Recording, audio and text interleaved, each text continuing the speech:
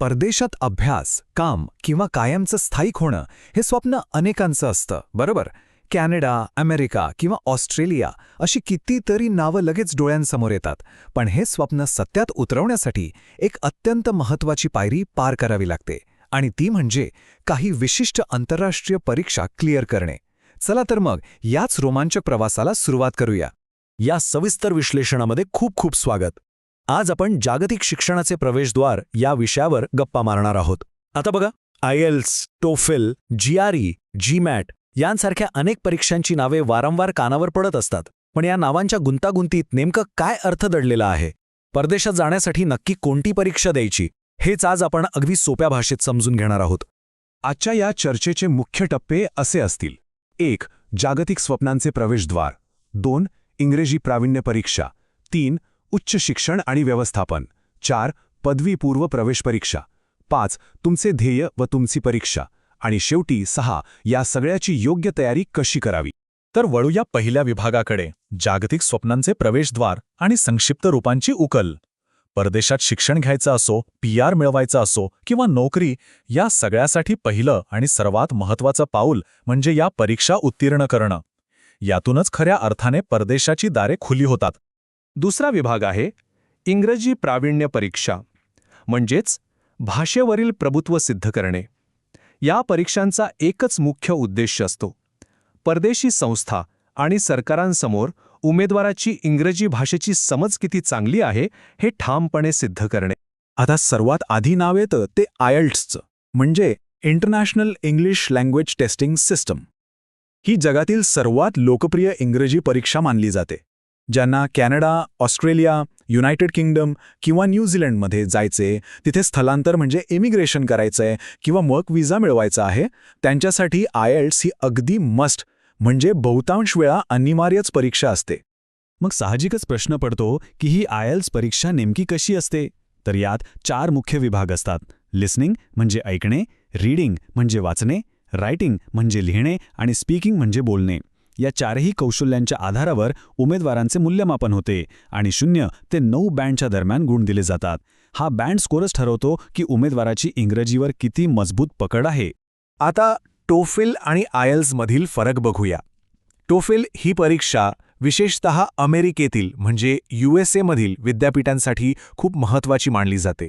ETSद्वारे घेतली जाणारी ही परीक्षा एकूण 120 गुणांची असते. याउलट आपण मगाशीच पाहिलं की आयएल्स ही जगभरात मोठ्या प्रमाणावर स्वीकारली जाणारी आणि 0 ते 9 बँडची श्रेणी असणारी परीक्षा आहे. पुढचा अतिशय रंजक पर्याय म्हणजे PTE अकॅडमिक, म्हणजेच पियर्सन टेस्ट ऑफ इंग्लिश.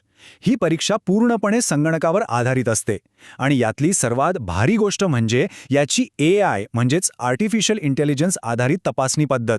यामुळे अत्यंत जलद आणि अचूक निकाल मिळतात. आजकाल ऑस्ट्रेलिया आणि कॅनडासाठी अर्ज करणाऱ्यांमध्ये PTEची लोकप्रियता अक्षरशः वेगाने वाढतीये. आणि हो, यातला आणखी एक नवीन आणि अतिशय सोयीस्कर पर्याय म्हणजे डुओलिंगो इंग्लिश टेस्ट. ही अगदी बजेटला परवडणारी परीक्षा आहे आणि सर्वात मोठी सुविधा म्हणजे काय, तर ती चक्क घर बसल्या देता येते. फी कमी आणि निकालही एकदम फास्ट मिळतो. सध्या अनेक नामांकित विद्यापीठे प्रवेशासाठी डुओलिंगोचा स्कोअर आनंदाने स्वीकारत आहेत. आता वळूया तिसऱ्या विभागाकडे, उच्च शिक्षण आणि व्यवस्थापन, म्हणजेच शैक्षणिक उत्कृष्टता. बघा, केवळ भाषेवर प्रभुत्व असून चालत नाही. पदव्युत्तर शिक्षण आणि मॅनेजमेंट कोर्सेससाठी विद्यार्थ्यांची शैक्षणिक पातळी तपासणाऱ्या परीक्षांबद्दल आपण आता जाणून घेऊया. इथे आपण 2 अतिशय महत्त्वाच्या परीक्षांमधील फरक पाहणार आहोत: GRE आणि GMAT. जर परदेशात जाऊन MS, MTech किंवा PhD सारखे कोर्सेस करायचे असतील तर त्यासाठी GRE म्हणजे ग्रॅज्युएट रेकॉर्ड एक्झामिनेशन देणं आवश्यक असतं. पण जर स्वप्न परदेशातील सर्वोत्तम बिझनेस स्कूलमधून MBA करण्याचं असेल तर मात्र GMAT म्हणजेच ग्रॅज्युएट मॅनेजमेंट ॲडमिशन टेस्ट ही खास डिझाईन केलेली परीक्षा द्यावी लागते. या परीक्षांमध्ये नक्की काय तपासलं जातं? GREमध्ये प्रामुख्याने वर्बल म्हणजे शाब्दिक कौशल्य, क्वांटिटेटिव्ह म्हणजे गणितीय कौशल्य आणि ॲनालिटिकल रायटिंगचा समावेश असतो.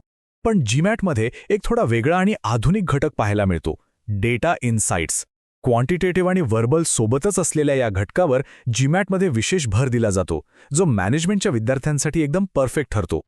विभाग 4, पदवीपूर्व प्रवेश परीक्षा आणि लवकर सुरुवात करणे. 12वी झाल्यानंतर लगेचच परदेशी विद्यापीठात अंडरग्रॅज्युएट प्रवेश घेऊ इच्छिणाऱ्या विद्यार्थ्यांसाठी या परीक्षा खूप महत्त्वाच्या ठरतात. पदवीपूर्व शिक्षणासाठी SAT आणि ACT या 2 प्रमुख परीक्षा आहेत. SAT ही एक अतिशय लोकप्रिय परीक्षा आहे जी अमेरिकेतील कॉलेजेसमध्ये प्रवेशासाठी मोठ्या प्रमाणावर स्वीकारली जाते. याला दुसरा उत्तम पर्याय म्हणजे ACT.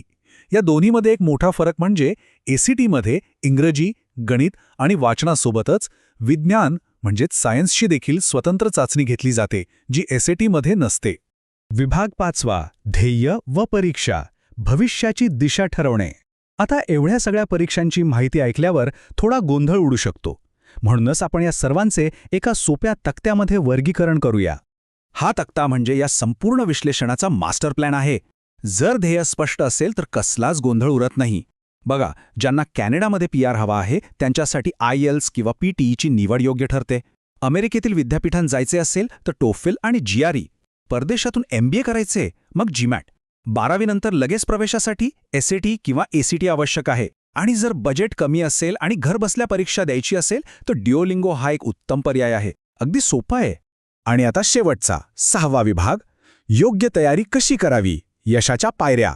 या परीक्षांमध्ये यश मिळवण्यासाठी फक्त बुद्धिमत्ता नाही तर एका शिस्तबद्ध रणनीतीची गरज असते. यशाचा हा सोपा फॉर्म्युला या 5 पायऱ्यांमध्ये आहे. पहिली पायरी, दररोज इंग्रजी वाचण्याची सवय ठेवणे. दुसरी पायरी, शब्दसंग्रह म्हणजेच व्होकॅब्युलरी सतत वाढवणे. तिसरी पायरी, इंग्रजी ऐकण्याचा म्हणजेच लिसनिंगचा सराव करणे. चौथी पायरी, स्वतः इंग्रजी बोलण्यावर भर देणे. आणि 5वी सर्वात महत्त्वाची पायरी, जास्तीत जास्त मॉक टेस्ट्स सोडवणे. लक्षात ठेवा, या संपूर्ण प्रक्रियेत सातत्य म्हणजेच कन्सिस्टन्सी टिकवून ठेवणं हीच यशाची खरी गुरुकिल्ली आहे. तर ह्या सर्व गोष्टींवरून हे स्पष्ट होते की या परीक्षा केवळ एक चाचणी नसून त्या खऱ्या अर्थाने जागतिक करिअरचे प्रवेशद्वार आहेत. योग्य परीक्षेची निवड आणि आजपासूनच सुरू केलेली सातत्यपूर्ण तयारी यामुळे कोणतंही आंतरराष्ट्रीय स्वप्न नक्कीच साकार होऊ शकते. हे अजिबात अशक्य नाहीये.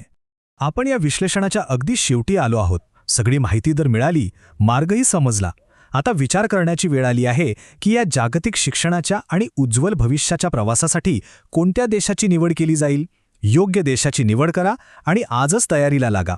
अशाच रंजक आणि माहितीपूर्ण विषयांसोबत पुन्हा भेटूया.